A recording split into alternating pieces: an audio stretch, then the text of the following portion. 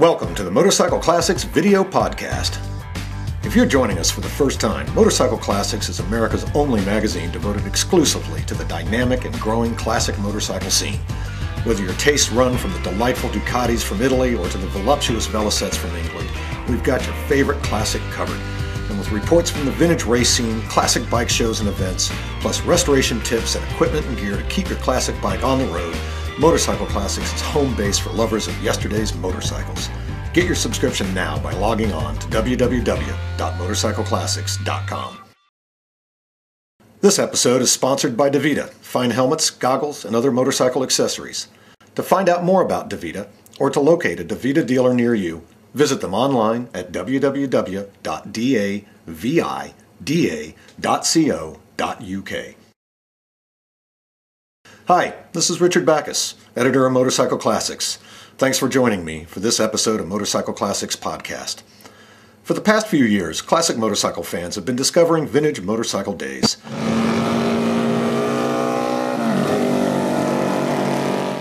Hosted by the American Motorcyclist Association at the beautiful Mid-Ohio Racetrack in Lexington, Ohio, VMD has evolved into the biggest classic bike event of the year.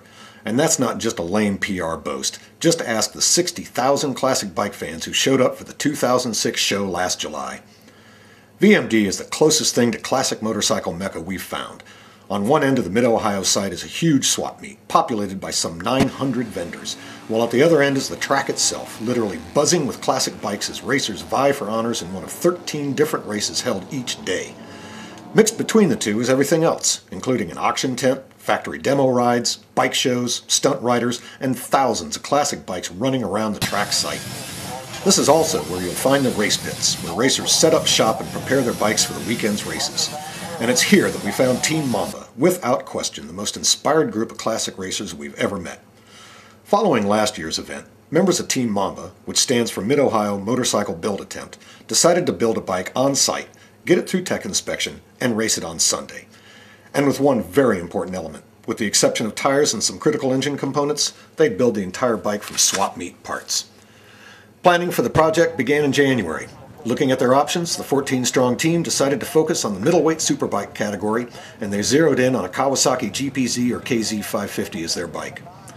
The Thursday before the races found them at Mid-Ohio, watching as swap meet vendors poured into the site. But unbelievably, as they scoured the vendor sites for a Kawasaki KZ or GPZ, there wasn't one to be found. Now what?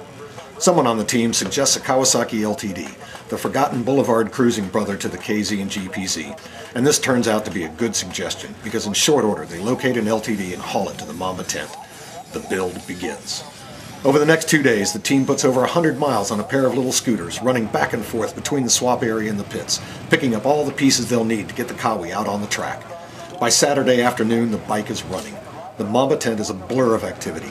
Team members Wes Orloff and Leah Bobber, both engineers at Harley-Davidson, direct the build, simultaneously preparing themselves for their own races. In short order, the team fabricates a belly pan for the Kawi, sorts out some dodgy electrics, and does all of the necessary work to pull the bike together. Now, if you stop and think about all this for just a second, it's lunacy. This is a swap meet bike, a reject, unloved, left to fate in the middle of a muddy field. And these guys think they're going to make it race ready in 2 days, get it tech inspected, and get it out on the track. The truth comes on Sunday morning as Team MOMBA prepares for the practice session.